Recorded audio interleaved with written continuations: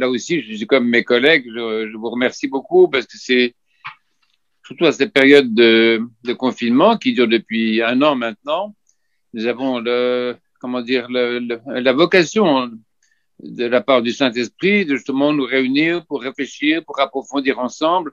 C'est comme une espèce d'université qui s'est constituée dans nos églises, dans nos paroisses, grâce aux liens de Zoom et autres, voilà, d'université virtuelle, mais qui permet aux gens de communiquer, de réfléchir. Ça ressemble un petit peu, toute proportion gardée, à ce qui se passait à l'époque de la réclusion, des camps, où les gens se trouvaient coupés un peu de tout, mais arrivaient entre eux justement à approfondir la foi, approfondir la réflexion, et souvent à l'issue des périodes comme ça très très difficiles de confinement ou de relégation, ils sortaient plus humains, plus profonds, plus sages et plus humbles aussi. Et je pense que ce qui nous arrive, nous avons un peu une circonstance comme ça. Nous sommes un peu parqués par le confinement, nous sommes un peu parqués, nous sommes un peu relégués, nous sommes enfermés aussi quand même par les dispositions qui sont prises. Et dans cette situation de réclusion, nous approfondissons, nous entrons dans l'intérieur de nous-mêmes et nous allons aussi les uns vers les autres avec beaucoup de bonheur. Donc moi j'ai plutôt mon tempérament, plutôt un tempérament à voir ce que Dieu nous propose dans les situations difficiles qu'il permet.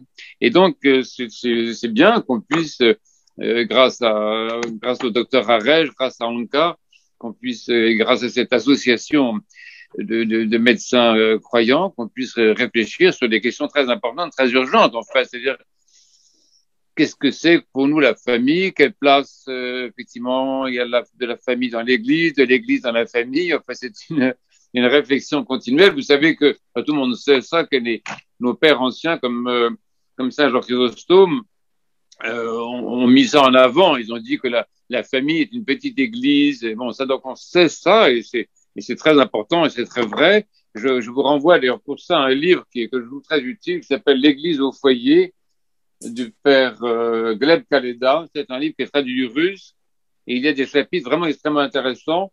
Je pense que c'est un des rares livres qui est à peu près quand même qui explore, disons, les différents aspects de la vie familiale chrétienne en tant que justement église domestique. Mais là, avec ce qui est demandé par Monica, je fais un petit peu l'inverse, c'est-à-dire euh, non pas dire que la famille est une petite église, sur laquelle on est d'accord, la plupart d'entre nous quand même, mais en fait l'inverse. L'inverse, c'est-à-dire que l'Église se présente en fait comme une famille. C'est ça qui a été la question qui a été posée. Moi, je suis un bon élève. Alors, je regarde la question qu'on pose et je regarde les consignes et j'essaie de traiter le sujet parce que j'étais à l'école il n'y a pas tellement longtemps encore d'ailleurs. Et même comme professeur, hein, faut le dire. Et donc, effectivement, j'ai réfléchi un petit peu à ça sur cette idée, enfin, c'est pas seulement une idée, cette réalité, ce mystère en fait. L'église comme famille, c'est très intéressant. C'est très intéressant. Je pense que quand on fréquente la parole de Dieu, quand on fréquente l'évangile et quand on fréquente l'église, la vie paroissiale surtout, la vie de la paroisse, c'est l'église à la dimension humaine, si je peux dire, c'est l'église à notre portée. C'est dans la paroisse que nous faisons l'expérience de l'église. Nous nous apercevons qu'effectivement, l'église est pas une famille, c'est vraiment la famille par excellence. La famille par excellence, comme on le voit dans l'évangile d'ailleurs, et qu'elle est la famille principalement du Christ. Et avant d'être la famille des autres, elle est d'abord la famille du Christ en tant que fils de Dieu et fils de l'homme. Et c'est cette présence du Christ dans le monde par l'Église qui justement fonde l'Église comme famille. Et l'Église, c'est l'endroit où on appelle Dieu Père quand même. Donc c'est une réalité qui est constituée par l'incarnation, par le fait que le Fils de Dieu se fait homme, se fait chair, et donc il fonde véritablement l'Église comme famille. Et ce qui est intéressant, c'est que en fait, il la fonde comme une famille qui est une double famille.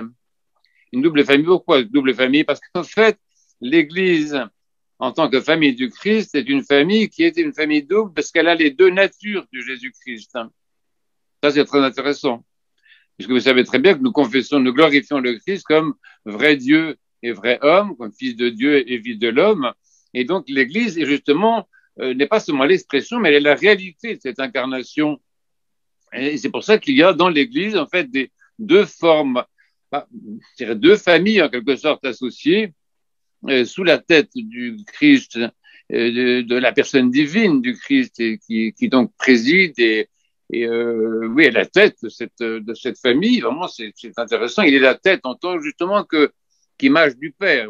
C'est très intéressant. Le Christ est envoyé en quelque sorte par le Père dans l'incarnation pour justement rassembler les hommes qui croient, les hommes qui veulent, les hommes qui écoutent, les rassembler dans une seule famille. Et donc, il y a deux familles qui correspondent aux deux natures de Jésus-Christ.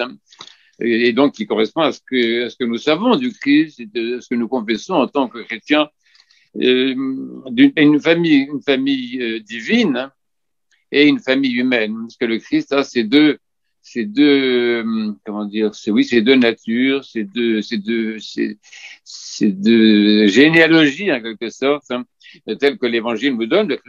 Les généalogies dans l'Évangile sont très intéressantes parce qu'elles montrent justement cette double famille du Christ. Et donc, il y a d'abord la famille humaine, quand même, parlons-en d'abord. La famille humaine dans l'Église, c'est une famille qui découle de la fécondité biologique, qui est un véritable miracle. Encore maintenant, de nos jours, on se rend compte que concevoir un enfant, porter un enfant, mettre un enfant au monde, c'est absolument miraculeux et quelquefois on frôle la mort. Et donc, on rend grâce à Dieu absolument de cela. Donc, il y a une fécondité biologique qui est voulue et permise par Dieu. Nous savons que la sexualité est consacrée dans l'Église par le couronnement. Donc, la dimension humaine de la vie familiale est sainte, est consacrée, est bénie, est bonne, est belle. Et donc, et que cette famille humaine existe de manière tout à fait réelle, elle constitue une sociologie religieuse dans l'Église, comme c'est le cas dans le monde juif. Vous savez, nous sommes les héritiers de toute la civilisation biblique et toute l'expérience juive. Et donc voilà, on est dans un monde où par la conception charnelle se constitue une famille qui est une famille bénie, qui est une famille consacrée. Et il y a une très belle parole, c'est dans le prophète Isaïe qui dit ça. C'est un verset qui est chanté dans les grandes complis. Vous l'avez entendu, ceux qui ont pu suivre les offices de la première semaine de Carême. Vous avez entendu dans les grandes complis cette phrase du prophète Isaïe qui dit, chapitre 8, verset 18, « Me voici et les enfants que Dieu m'a donnés ». Et cette parole-là, c'est vraiment une parole qui est fondamentale dans le milieu juif et biblique. Cette espèce de gloire qu'on a d'avoir reçu de Dieu cette fécondité charnelle, cette belle fécondité charnelle qui donc assure l'existence d'un peuple, qui assure l'existence d'une famille humaine justement, et qui est la famille humaine de Dieu. C'est à la mesure où Dieu s'est fait chair dans cette chair-là, elle est sa famille et il en est le membre, le premier fils, il est le fils de l'homme par excellence. Donc c'est ainsi que nous avons une famille humaine très forte dans l'Église et qui est constituée par le peuple orthodoxe, par exemple le peuple roumain, le peuple français, le peuple grec, tous les peuples confesseurs de la foi et de la vraie foi forment cette famille humaine du Christ. Et on ne doit pas, négliger cela, même si on peut être réservé à l'égard de certaines formes de nationalisme, bien sûr qu'il faut quand même mettre à leur place. Ça n'empêche que un peuple chrétien comme le peuple roumain, ou le peuple français, le peuple russe, grec, etc., ou géorgien, est un peuple saint. Vous voyez, il y a des nations dans l'Église qui sont sanctifiées par la foi, qui sont sanctifiées par le martyre aussi, et qui se multiplient génétiquement, biologiquement, de père en fils, de génération en génération. On est dans des familles chrétiennes et il y a quelque chose qui passe par le sang de génération en génération.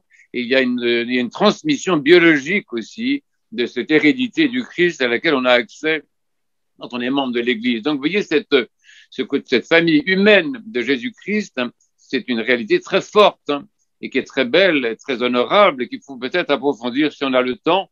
On entend ça, par exemple, à propos des personnages de Joseph, par exemple. On dit que Joseph, c'est dans Saint Luc, Joseph était de la maison de la famille de David.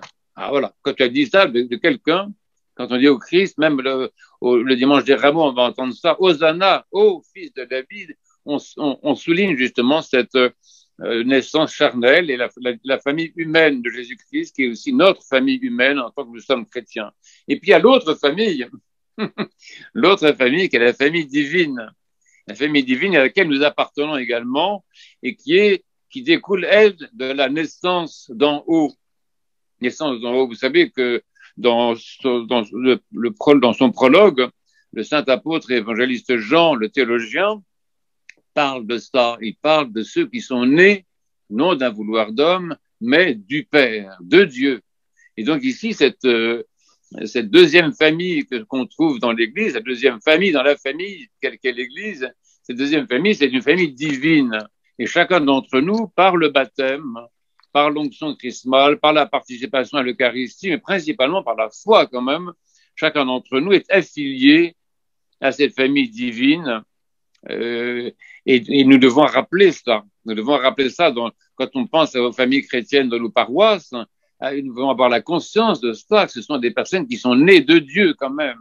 Nos enfants baptisés, nos parents baptisés sont nés de Dieu, engendrés de Dieu, pas seulement adoptés, comme dit l'apôtre Paul de son côté, mais c'est plus qu'une adoption. Saint Jean ne parle pas d'adoption, il parle d'affiliation, il parle d'engendrement charismatique, d'engendrement par l'Esprit Saint. Donc là, l'Église en tant que famille, oui, elle est formée de ces deux familles, une famille humaine très charnelle, très réelle, où la vie se transmet vraiment par le sang et par la foi de génération en génération. C'est très beau, on voit ça dans le peuple roumain, par exemple, c'est très beau. Vous parlez tout à l'heure de la famille du père Demetrius Staniloé, mais c'est magnifique. Des gens qui étaient chrétiens de père en fils, vous voyez. Mais il y a aussi donc cette dimension qui vient par le baptême. Et alors, je voudrais dire, pour terminer sur ce point-là, que cette double famille de l'Église famille, en quelque sorte, si vous me permettez, ça se voit dans les icônes. Il faut bien regarder les icônes. Les icônes nous enseignent tout le dogme de l'Église. Or, le dogme de l'Église famille, et dans l'homme de l'Église famille humaine et famille divine, se voit dans l'icône. Par exemple, surtout l'icône de la présentation de la Mère de Dieu au temple et l'icône de la présentation du Christ lui-même au temple. Dans ces deux cas, on voit très bien qu'il y a une famille humaine qui est représentée par les parents Joachim et Anne dans l'icône de la Mère de Dieu et par les parents, enfin la Mère de Dieu et le père adoptif du Christ Joseph. Et dans les deux cas, la famille humaine rencontre la famille divine, c'est-à-dire toute la tradition spirituelle représentée par l'ancien qui se trouve ici. Et puis il y a une autre icône qui est très importante pour cela, pour cette double hérédité en quelque sorte du Christ, cette double hérédité donc des chrétiens et cette double dimension de l'Église famille, c'est l'icône de l'arbre de Jessé. Ça c'est très important, il faut regarder ça, prendre le temps de contempler l'icône pour voir justement tout le mystère des deux natures en fait, des deux natures de l'Église, des deux natures du Christ et donc finalement des deux natures des chrétiens eux-mêmes, parce que par le baptême nous avons accès à la nature divine par le Saint-Esprit. Donc ici, c'est quelque chose déjà qui est, je pense, c'est très fort, c'est très impressionnant et ça nous sert de référence. Mais dans les discussions très concrètes qu'on peut avoir après, dans le concret quotidien, se rappeler que cet enfant est potentiellement fils de Dieu par le baptême. Se rappeler que ses parents ne sont pas seulement des parents charnels, ce qu'ils sont, et gloire à Dieu, c'est magnifique qu'ils s'aiment, qu'ils se soient aimés, qu'ils se soient unis avec tendresse, mais ils sont aussi des parents charismatiques, des parents par le Saint-Esprit. Alors, il y a un autre point qui est important, j'ai d'avancer quand même, pardon, c'est que l'Église est une famille donc divino-humaine, si je me suis fait comprendre, mais elle est une famille de familles, au pluriel. Et elle est pas seulement une famille de familles, mais est une famille divino-humaine, toujours de personnes. Donc l'Église est une famille divino-humaine, vous l'avez compris, mais elle comporte des familles et elle comporte des personnes. Et là, c'est très important, il faut faire très attention à cela.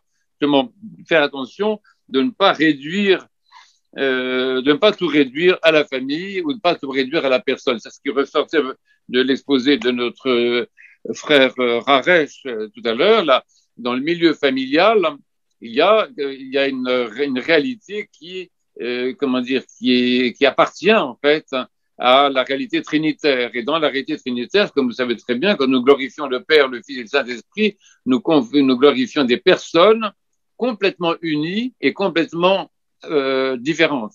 Alors c'est la diversité absolue et l'unité absolue qui se manifeste dans la famille, qui fait que l'Église comporte des familles qui sont elles-mêmes composées de personnes. Et même quelquefois dans nos paroisses, il y a des personnes seules, par exemple, il faut y penser, des personnes seules, des personnes célibataires, des personnes veuves, des personnes qui n'ont pas pu trouver quelqu'un avec qui composer une famille, mais qui font partie de la famille, vous voyez, elles font partie de la famille en tant que personne. C'est-à-dire que la personne, c'est très important, c'est une entité divine ou humaine en communion avec d'autres personnes du même type et formant ainsi avec elle une famille, en fait. Hein, la Trinité divine, si vous voulez, c'est pas tirer sur les mots de dire que c'est une famille, en fait. C'est ça la famille divine, principalement de Jésus-Christ, c'est cette communion trinitaire dans laquelle nous voyons justement l'antinomie et la synergie de la personne et de la famille, qui est aussi la communauté. Au fond, quand on parle de communion, on parle de communauté aussi. L'Église est une communauté, mais j'aime bien le mot famille parce qu'il est plus fort. Enfin, on pourrait dire une communauté de communautés, mais je préfère dire une famille de familles avec une vigilance. Je pense que dans les problèmes qu'on rencontre dans ces familles, dans ces communautés chrétiennes orthodoxes, c'est bien souvent d'un déséquilibre entre la personne et entre la personne et la famille. C'est qu'il y a des risques d'asphyxie, par exemple, des risques d'asphyxie où la personne ne peut plus s'exprimer, ne peut plus se développer, c'est ce qu'a montré tout à l'heure très bien le docteur Haresh. Mais bon, et dans ce sens, si on fait attention, si on garde ça, si on est conscient de ça, eh bien, la famille, l'Église en tant que famille, c'est vraiment la maison de Dieu. La maison de Dieu. Ça, c'est magnifique. Ça ressort de la question qui est posée par l'examinatrice. L'Église, c'est la maison de Dieu. Mais oui, ça, c'est tout le temps dans la Bible. Tout le temps dans la Bible, on parle de ça. Par exemple, vous savez très bien ça, dans le psaume 126, verset 1, il dit « Le Seigneur a bâti sa maison. Oh, » Le Seigneur a bâti. Et il me dit même « Si le Seigneur ne bâtit la maison, en vain travaillent les ouvriers. » Donc, ici, il y a, quand on contemple le mystère de l'Église dans lequel on croit, parce que je crois en l'Église comme vous, l'Église on croit, on voit la famille, mais la famille en tant que maison. Et dans la Bible, c'était ma citation de tout à l'heure, quand on disait de Joseph, il était de la maison, virgule, de la famille de David. Maison, en langage biblique, comme en français, et comme en roumain, casa. Casa, ça veut dire, maison, ça veut dire famille. Et famille, ça veut dire maison. Et c'est quelque chose de très beau. Ça veut dire que c'est l'endroit où tu habites avec ceux que tu aimes, ceux qui ont la même foi, ceux qui ont le même esprit. Et cet endroit où Dieu habite avec toi. C'est pour ça que le psaume 9 dit aussi ça. Il dit, la sagesse a bâti sa maison. Et non, c'est dans le proverbe 9, chapitre 9, verset 1. La sagesse a bâti sa maison, qui est un verset qu'on entend très souvent dans la liturgie. Et la maison, à ce moment-là, cette maison fondée par Dieu, fondée par le Christ, dans cette dimension que je viens de présenter devant vous, c'est la maison du bonheur. C'est la maison du bonheur, parce que l'être humain est fait pour le bonheur. Ça doit être clair, il faut le rappeler continuellement chez nous. Regardez par exemple dans le psaume 132, il est question de ce bonheur de ceux qui vivent ensemble dans la maison de Dieu, qui dit ça, vous voyez, qu'il est bon d'habiter ensemble, qu'il est bon d'habiter ensemble. Vous voyez, parce que ce que tu habites ensemble avec la même foi, le même esprit, le Christ habite. Il habite en nous, il habite chez nous, il habite au milieu de nous. Et ça, c'est ce que peut être assez souvent quand même une paroisse. C'est pour ça que dans la liturgie, il y a un moment très important où on dit le Christ est parmi nous. Christos in mijlocul nostru. Le Christ est parmi nous. On dit ça. Ah oui, mais c'est formidable, c'est une affirmation extraordinaire. Ça veut dire qu'on est vraiment la maison de Dieu. Et il faut savoir que le Christ est parmi nous, par la présence du Saint-Esprit. C'est le Saint-Esprit présent dans l'Église famille, présent dans l'Église maison de Dieu, présent dans l'Église famille des familles et famille des personnes. C'est le Saint-Esprit qui fait vivre véritablement ce bonheur auquel nous aspirons et que nous connaissons. Parce qu'il y a quand même des cas archi nombreux où on vit ce bonheur-là à vivre ensemble. Moi, personnellement, je voudrais faire part de ma propre expérience, ayant vécu depuis plusieurs années, justement, avec des frères et des sœurs partageant la même foi et le même, où j'ai vraiment connu le bonheur, le paradis, dans la vie fraternelle, la vie familiale, de la maison de Dieu à la maison, la maison de Dieu à la maison. Je dirais que ce bonheur était surtout fait du fait qu'il n'était soumis à aucune loi. Il était conditionné par rien. Il était simplement animé par l'amour mutuel que nous avons vécu les uns pour les autres. Donc ça, c'est vraiment la maison de Dieu, tu vois. Quand tu vis ensemble dans une communauté de foi, une communauté d'esprit, et que seul l'amour guide les actions des uns et des autres. Et tu arrives à passer 5 ans, 6 ans de ta vie sans une ombre.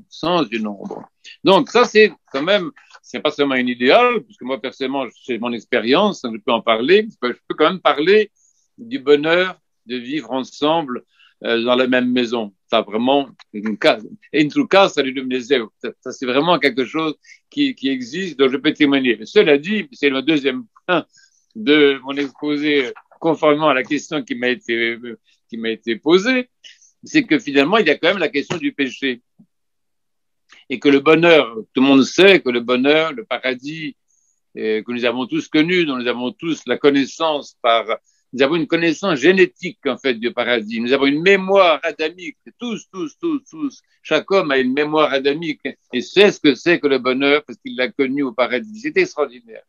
Mais ce paradis aussi, nous savons qu'il est menacé. Et il est menacé par le péché. C'est principalement, pour aller vite, principalement l'égoïsme, l'amour de soi et la préférence de soi à autrui. Et donc, c'est pour ça que ça introduit les deux autres thèmes proposés par notre organisatrice. C'est que l'Église, à cause de cette situation de chute, à cause de cette situation de péché, à cause des menaces, à cause de la mort, à cause de la souffrance, à cause de la fragilité du bonheur ou à cause de la blessure du bonheur. Le bonheur est un bonheur crucifié souvent, non?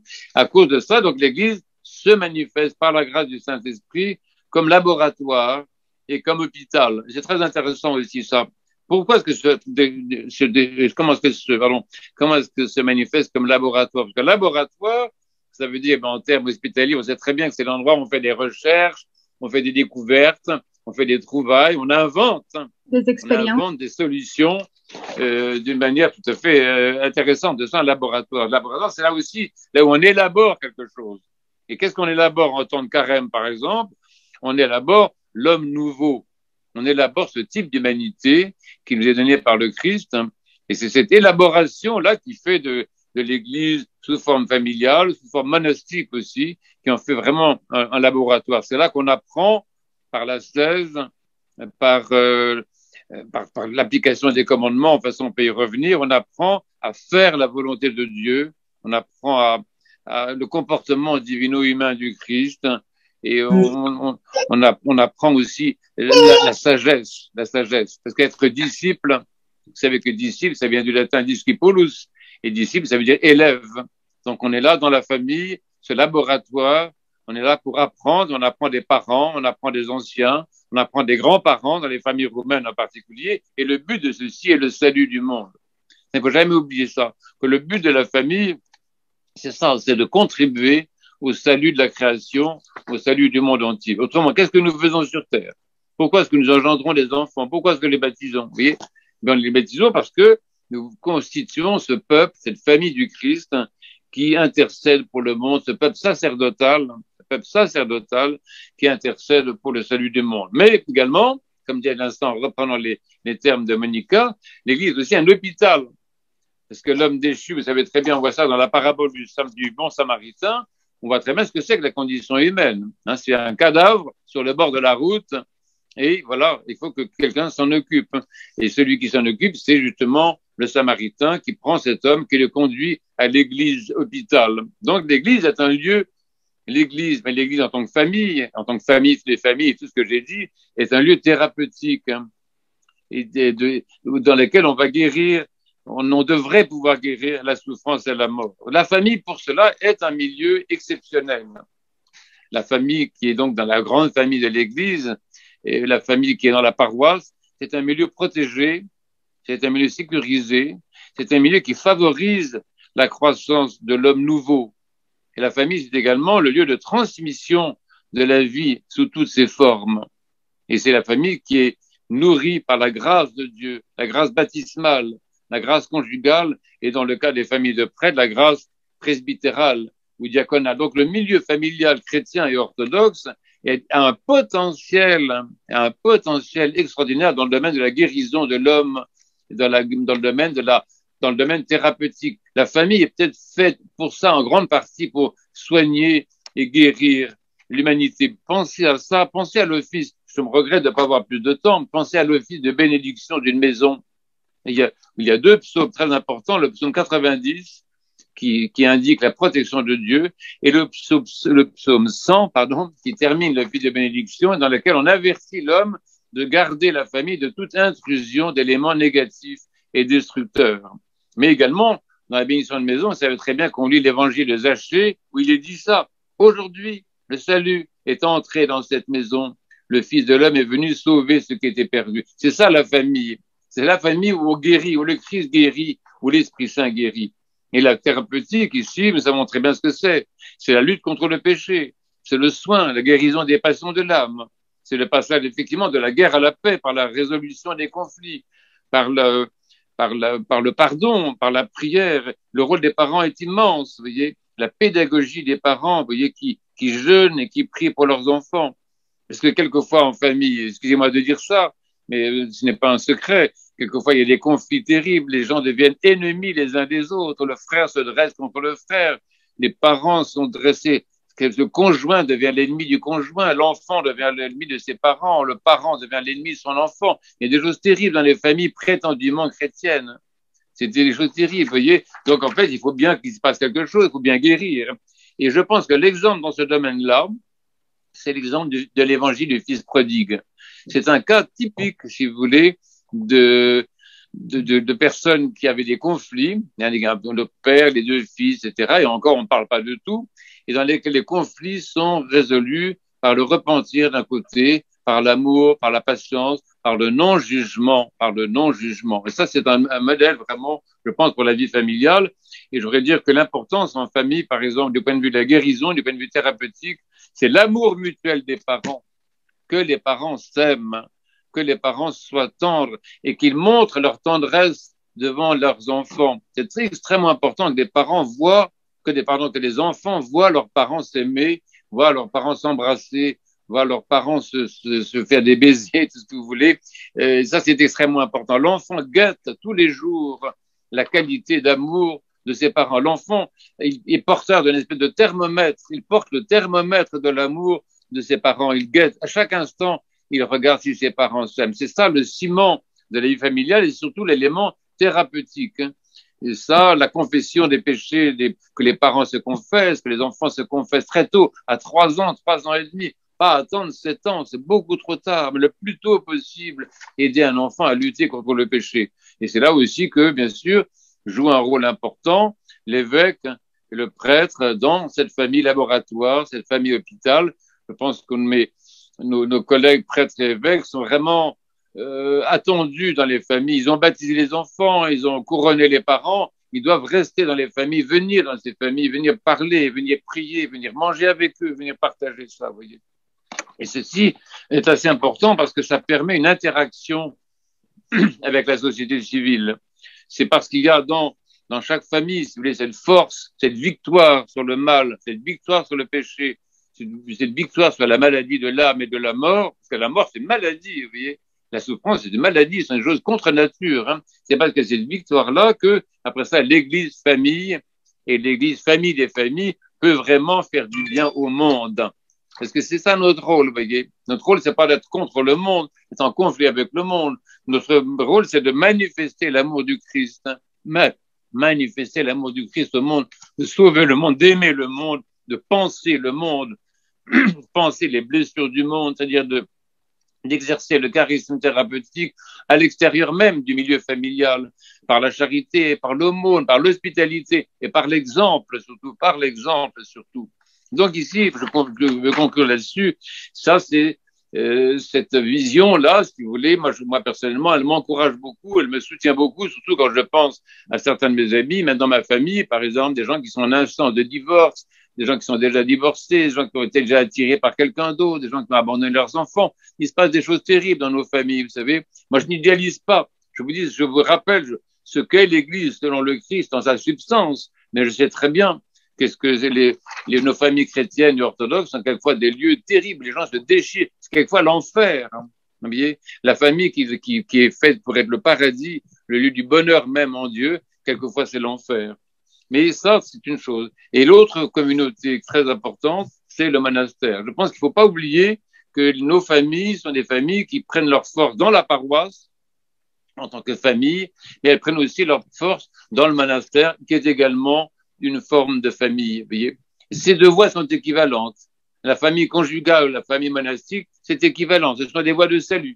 Mais il y a une interaction entre les deux. Et un des éléments thérapeutiques importants, c'est très souvent le pèlerinage, la visite au monastère, le fait de rencontrer de saintes personnes, d'entendre une parole de vie, d'être soutenu, vous voyez, par les pères, par les mères qui sont dans les monastères et qui ont un charisme pastoral magnifique, vous voyez. Partout, je vois en Roumanie, en Grèce, en France aussi, des gens qui ont des problèmes, nos familles chrétiennes, souvent estropiées, pardon, de le dire, mais je sais quand même, je sais de quoi je parle, ces familles estropiées trouvent dans le monastère la guérison, trouvent dans une autre communauté la guérison.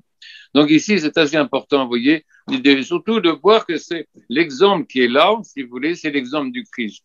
Le Christ a donné dans l'Évangile l'exemple du comportement divin, ou divino-humain, si vous voulez, et que ce soit la famille conjugale ou la famille monastique, ou que ce soit de la paroisse en tant que famille de famille, que ce soit le diocèse, etc. Chaque fois, le modèle, c'est quand même Jésus-Christ. Hein, parce qu'il y a des paroles extraordinaires dans l'Évangile que j'aime beaucoup. On dit Jésus étant rentré chez lui. Or, où Jésus était sorti de chez lui. C'est-à-dire que Jésus, qui est le Dieu homme, il a un chez-soi. Lui aussi, il a une maison. Lui aussi, il rentre chez lui. Et quand il sort de chez lui, c'est pour quoi faire? C'est pour rencontrer d'autres personnes, des amis, des disciples, des ennemis, quelquefois aussi, mais des gens avec qui on mange, avec qui on boit. Le Christ nous donne dans l'Évangile l'exemple même du comportement familial. Et c'est parce que Dieu se comporte de manière familiale parmi nous que nous avons un exemple qui est à notre portée.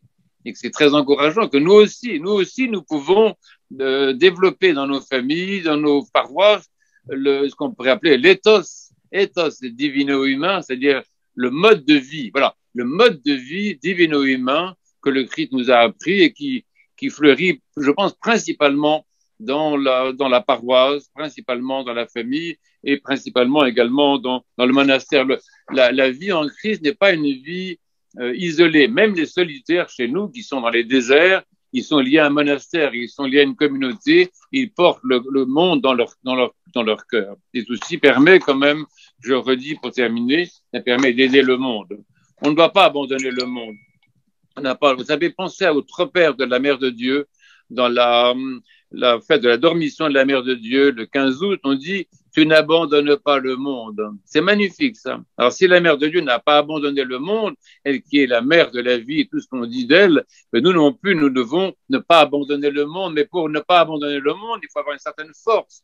Il faut être vraiment la famille du Christ. Il faut être vraiment habité par le Christ. Il faut vraiment être la maison de Dieu. Quand notre petite maison, nos petits appartements, nos petits logis, quelquefois je sais pas, 20 mètres carrés, 25 mètres carrés, 50 mètres carrés, ça sent vraiment la maison de Dieu. Voilà, je vous demande pardon et je vous remercie.